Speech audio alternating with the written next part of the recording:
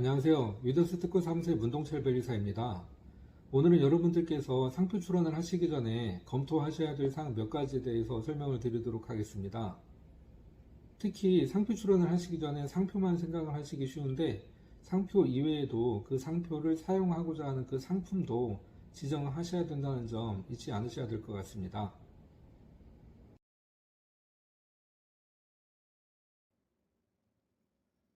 첫 번째로는 출원하고자 하는 상표가 상표법상의 상표에 해당하는지를 먼저 검토를 하셔야 되고요. 그리고 두 번째로는 상표를 사용하고자 하는 상품을 지정을 하셔야 됩니다.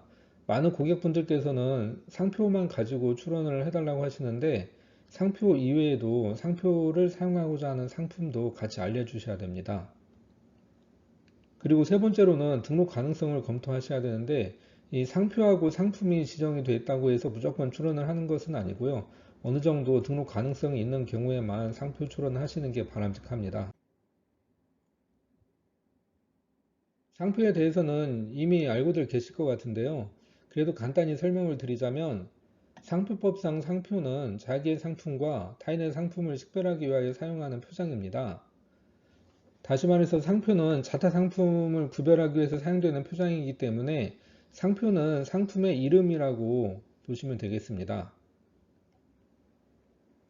이때 상표로 사용되는 표장 예시로서는 기호, 문자, 도형, 소리, 냄새, 입체적 형상, 홀로그램, 동작 또는 색채 이런 것들이 있는데 그 이외에도 구성이나 표현 방식에 상관이 없이 상품의 출처를 나타내기 위해 사용되는 모든 표지가 상표라고 보시면 되겠습니다.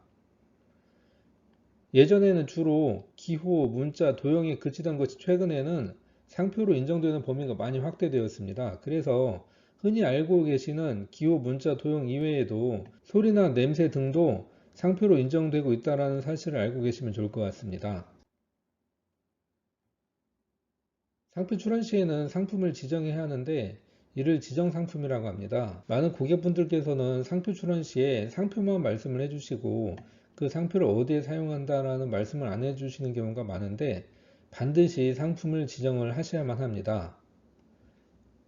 상표란 앞서 말씀드린 바와 같이 자기의 상품과 타인의 상품을 식별하기 위해서 사용되는 것이기 때문에 상표를 사용하고자 하는 상품을 지정을 해야만 합니다. 이때의 지정 상품은 국제 상품 분류인 니스에 따르는데요. 니스 분류에는 제1류부터 제45류까지가 있습니다.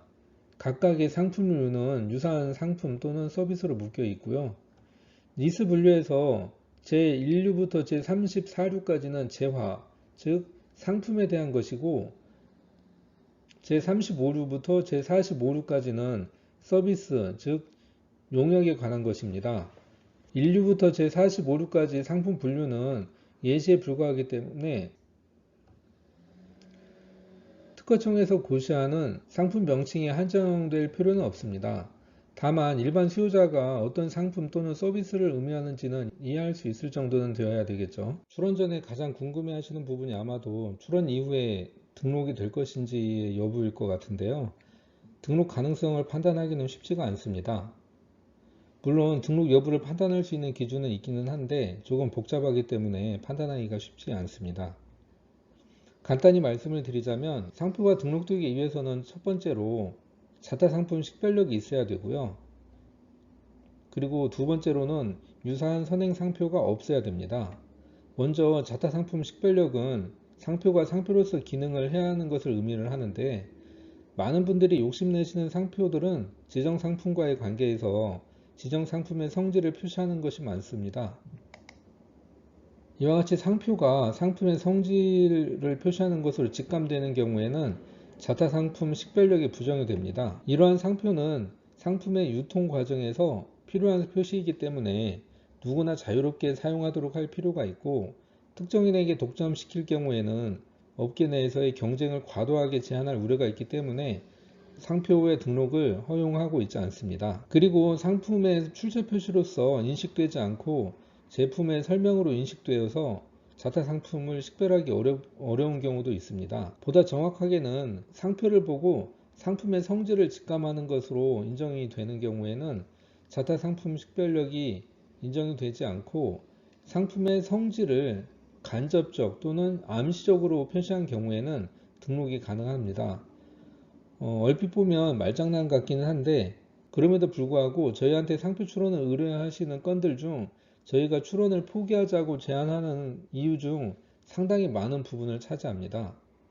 그리고 유사한 선행 상표가 없어야 등록이 되는데 이때는 선출원된 상표뿐만이 아니고 선등록된 상표까지도 다 검토를 하셔야 됩니다. 다만 타인의 선출원 상표와 유사하더라도 지정 상품과의 관계에서 지정 상품과 유사하지 않다면 등록을 받을 수가 있습니다. 많은 고객분들이 상표만 검색을 하고 자신의 상표와 유사한 상표가 있어서 등록이 어려울 것 같다고 하시는 경우가 있는데 반드시 지정 상품 또는 서비스와 유사한지도 판단을 하셔야 됩니다. 다시 말해서 상표와 상품이 모두 유사한 경우에만 거절이 되는 것이지 상표와 유사하지만 상품이 비유사하다면 등록이 가능할 수가 있습니다. 오늘은 상표 출원 전 검토 사항에 대해서 말씀을 드려봤는데요. 첫 번째로는 출원하고자 하는 상표가 상표법상의 상표에 해당하는지에 대해서 설명을 드렸습니다. 사실 이 부분은 대부분은 문제가 되지 않습니다. 그리고 다음으로는 상표를 사용하고자 하는 상품을 지정을 하셔야 되는데 특허청에서 고시하고 있는 상품의 명칭 이외에도 자유롭게 상품을 지정을 할 수가 있는데 그래도 어느 정도의 구체성은 구비해야 됩니다. 다시 말해서 그 상품의 명칭을 보았을 때 어떤 상품을 의미하는지는 알 수 있을 정도로 구체적으로 기재를 하셔야 됩니다. 그리고 마지막으로 출원하고자 하는 상표가 등록 가능한지를 검토하셔야 됩니다. 이러한 등록 가능성은 사실 일반인들이 검토하시기에는 너무 어렵기 때문에 주변의 변리사에게 문의하시는 게 바람직합니다. 오늘은 여기까지입니다. 도움이 되셨길 바라고요. 도움이 되셨다면 구독과 좋아요 부탁드립니다. 감사합니다.